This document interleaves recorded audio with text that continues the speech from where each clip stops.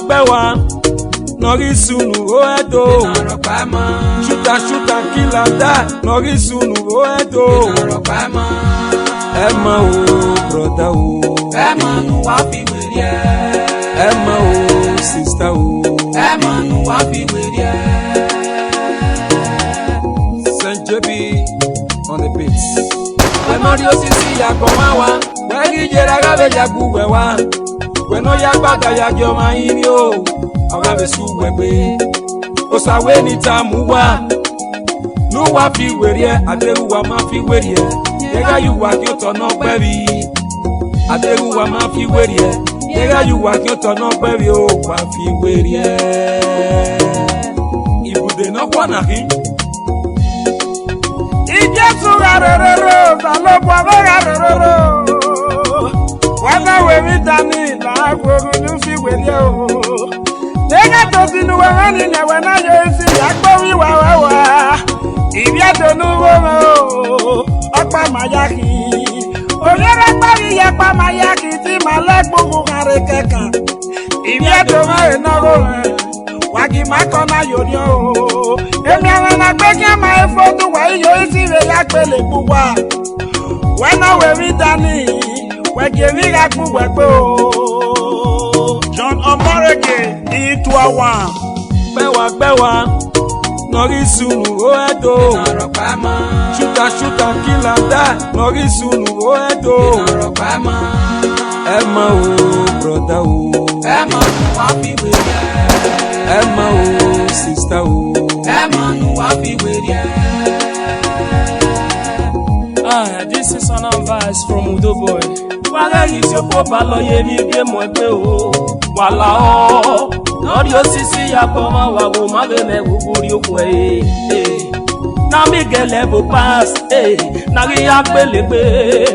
Ina ro pa ma o bi ra pa bi o pa ni ma ya kin. Wa o yo ge. Norisunu na je na bieto pakia oyo anakwe kokupe aga seti myote no sununa akupe o etinia wande pa utebe anakwe kokupe aga seti mokuta eniwa eme COVID-19 ema ejo wakemi bi akwi magbe seto sas on the beat.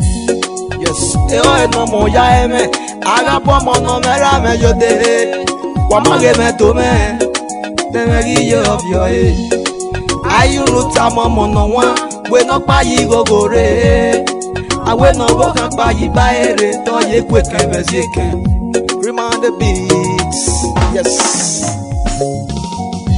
Bewa Norisunu oedo Chuta kila da Norisunu oedo Emma o brother o Emma no wafi werie Emma o sister o Emma no wafi werie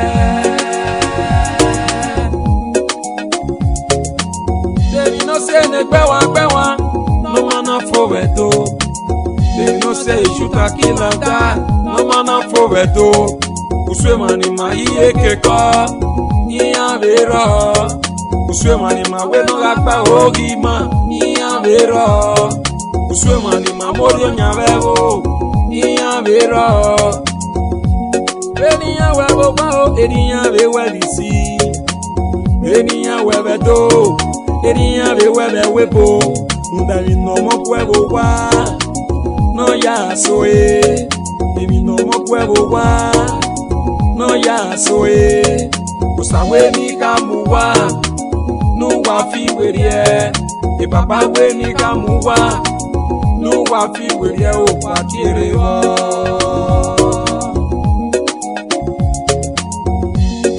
Wena we mi dagu wena we brother ge nu kona yori o. Upanu ya ma no bi wa iye ola we su we ko.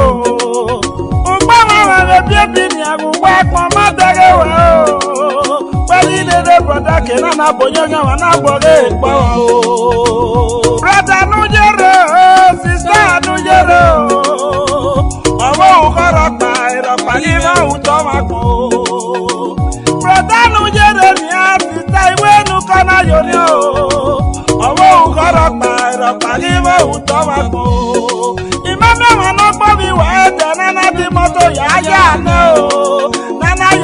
wo wá wẹ́sẹ̀ núnà ọ̀pọ̀lọpẹ̀. Àràzíbánẹ̀ ulẹ́mùlẹ́rìn àrílẹ̀ èpè àkèrànẹ̀ mẹ́rìẹ̀. Wẹ́ni nà mọ̀rí ọ̀tàn náà wá sẹ́yìn èbùkù yé mi bí ọmọ o. Mo yí oge kena kéde bèbè wọ̀rí pé. Èrò mọ́ àti ọmọ ọ̀nà balọ̀sà òkò sísí. Wàhálì gbélégbé o wà láwé náà ò yí oge. Ibùdó mẹ́yẹ rẹ̀ tó. Ọwọ́ tá mi o, ọ̀kàkà bọ́ wa dá mi. Ọmọ náà yẹ sùkú lajà nínú tẹ àpọ̀ mi ọ̀hún. Ọwọ́ tá mi o, ọ̀kàkà bọ́ wa dá mi. Gbogbo náà kì í sí rere lọ́dẹ, àyà èké òkú lẹ́yìn ọ̀dọ́. Ẹ̀rí máa o yé, ẹ̀rí máa o ẹ̀tọ́, ẹ̀rí máa o wà fi yín ẹ̀wẹ̀ ní ẹ̀.